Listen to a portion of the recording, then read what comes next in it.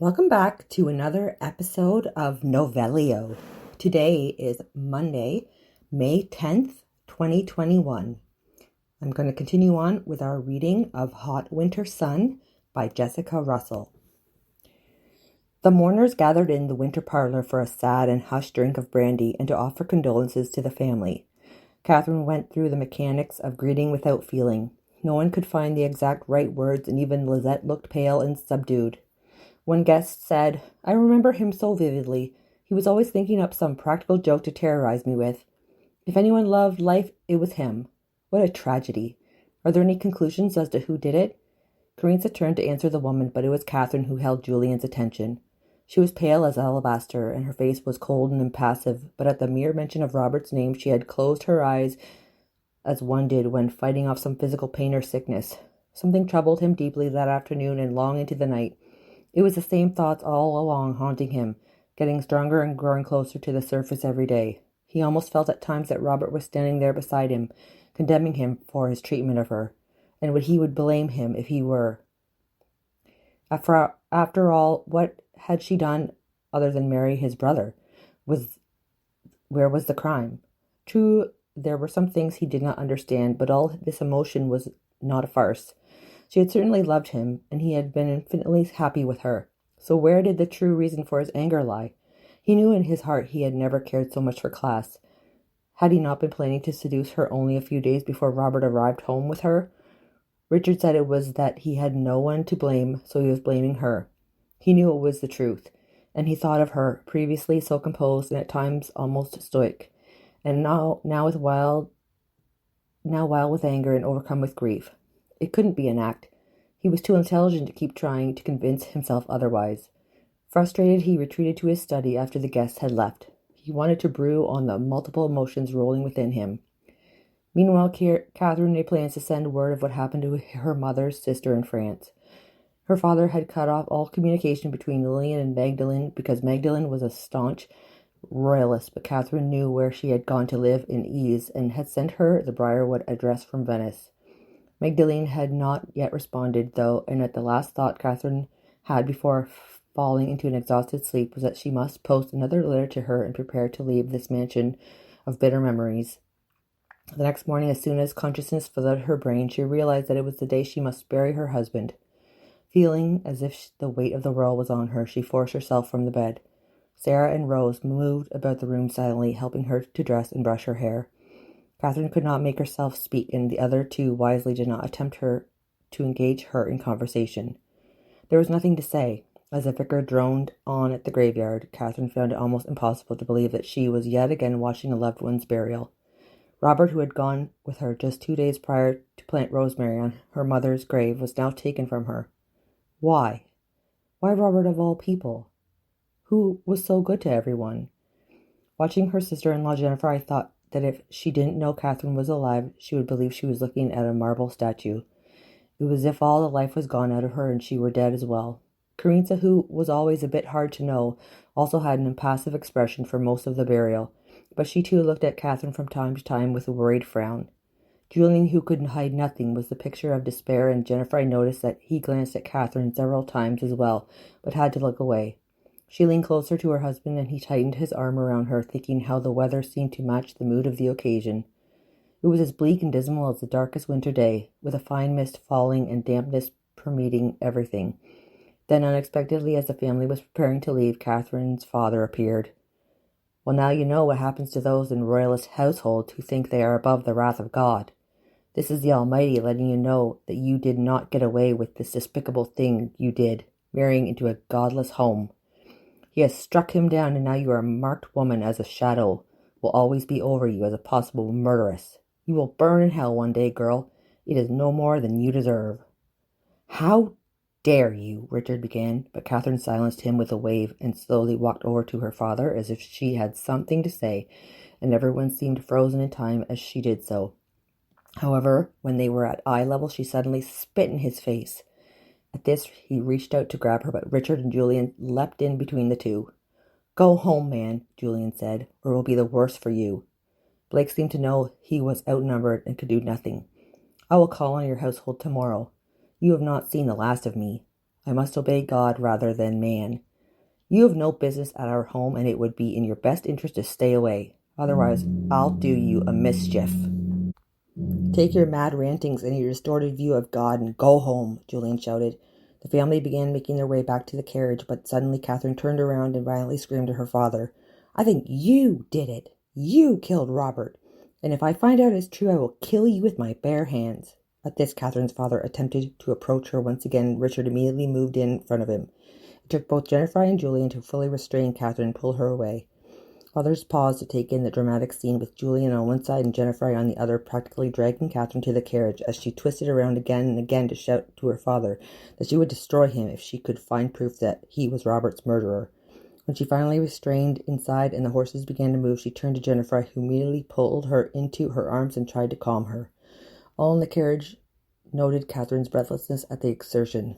Suddenly Julian remembered that day on the cliffs that seemed so long ago now, when she spoke of the heart malady from which she suffered, and fear's icy fingers grasped him without warning. I believe he did it, she said, literally grasping for breath. I don't believe it was Reginald at all. My father killed Robert, and when I find out for sure that I am right, I will kill him, and I will lose no peace over it. Adrenaline surged through her like fire at the mere thought of taking such action. A shocked silence followed as Catherine continued to sob, and then, as unlikely as it was, Carissa was the first to speak. Catherine, do you really believe it could be true? Is he a murderer? Catherine began to answer, but Julian cut her off, as surprised as the rest of the family to realize that Catherine had been suspicious of her father all along. Taking guesses won't help anything, Carrie, he said. Let's don't try to figure it out.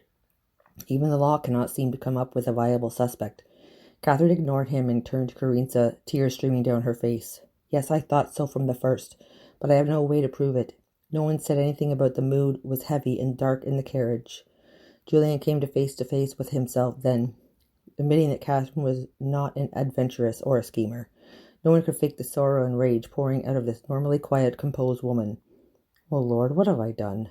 Robert, I am so sorry. In the days that followed, Catherine continued to glide through the manor like the ghost Julian had once called her. She was pale and wan, and the entire family was concerned for her welfare, but she found little comfort in anything they said. She was sitting in the window seat in one of the rooms she shared with Robert, staring out to the meadows, trying to will her mind into a state of nothingness when a timid knock came on the door. Sarah gingerly entered the room when Catherine did not respond. Catherine, Sarah said softly, have you posted that letter to your Aunt Magdalene? No, she replied. As a matter of fact, I wrote two, but they both seemed rambling and hysterical. I must find a way to compose a short one and just let her know of Robert's death and that I am coming. I've had no will to do anything, but I must bestir myself and go, and perhaps someday some notion will come to me of how I can make something of my life. Well, in this case, you can be glad of your lethargy, as a message arrived today from your aunt. Catherine looked at her incredulously. She's finally responded to my letter from Italy? Yes, my lady. Luce was there when the messenger arrived, but he must have been grossly behind schedule because he didn't care to wait for an answer. He said your Aunt Magdalene was asking you and Robert to come to Ease. Sarah lowered her eyes at the mention of Robert. Catherine felt the first ray of hope she had since Robert's death. Oh, Sarah, I am so relieved, she said, and then frowned. It's odd, is it not, that the messenger did not stay to see if there was a reply? I thought it rather odd myself, mistress, but I was so pleased that it came, I didn't think about it. There's plenty of time to send someone after him, though. He could not have gone far. No, that won't be necessary. I was beginning to think she had not yet received my letter, but obviously she had. This is indeed a godsend. I understand. Still, I am so sorry to see you go. Perhaps you will return some day, Sarah said wistfully, but inwardly believed she would never see Catherine again. Later that night, the constable once again visited the Bradshaw home. Many people had questioned where of the opinion it was Reginald, but Constable Linton said there was just not enough evidence to try him for murder. Some feral people had seen him very close to the time of the murder, and although it was perhaps possible to get there, commit the deed, and return in time to be seen, it was highly improbable that he could have managed it. He swore over again to Linton that he had no hand in Robert's death. Blake was of course questioned as well, but had a weak alibi. He had been in Plymouth that day, and although only one witness remembered seeing him, it was enough to cast suspicion in another direction. Catherine thought she should be enraged, but she felt nothing. It was as if she had turned to stone over the past few days. She remained almost dazed with the grief, and still walked through the manor like a pale grey spectre, taking every possible opportunity to remain in solitude. How she suddenly hated this menacing castle and those who had never really accepted her, save Lord Bradshaw, who would certainly not survive the death of his son. When he was gone, she would find herself at Julian's mercy, and this she would not have. At times she could not even bear being in his presence. She hated seeing Robert's face every time she glanced at him, hated him for looking like the man who was lost to her forever, at times wishing it was him instead of Robert, and then hating herself because she knew Robert would be sorrowful over that. Some days she wished she would die. However, would they then not say Julian had been accurate about her? It would look as if she were caught and committed suicide out of guilt. She was enraged at the thought of servants' gossip carrying Julian's words all through the village. If she were dead, she could never prove that she cared nothing for Robert's money. If she lived on and refused to claim anything other than a roof over her head, that would certainly be proof. Yet how could she stay here even for that purpose? Who would she have on her side? And would she ever really know what they truly thought? Jennifer had tried to show her kindness from the first, but even she could not quite hide her shock when Catherine was first introduced.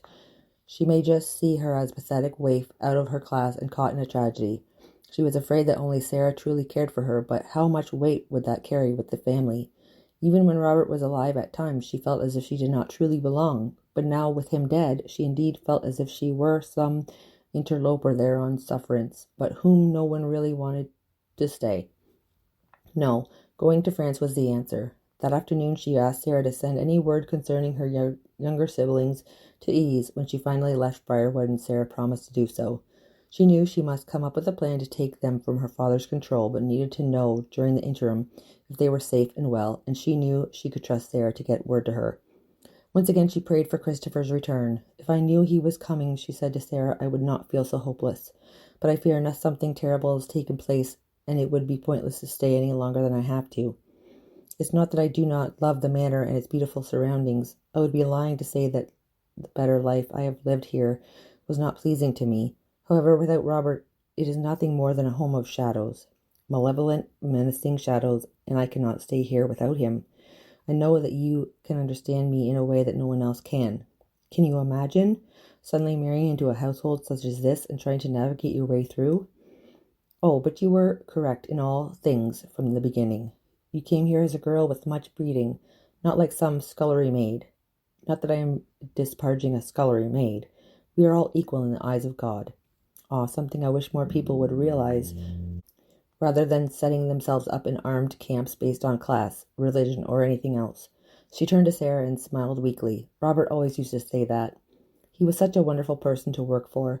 He was so kind and considerate to everyone and such a good manager. I still cannot believe he is gone. Not that Julian is not perfectly capable of handling everything, as of course he also learned very young what it meant to administer a large estate. He is very intelligent and always in command. Yes, thought Catherine, but too bad for all his gifts he has an icicle where his heart should be.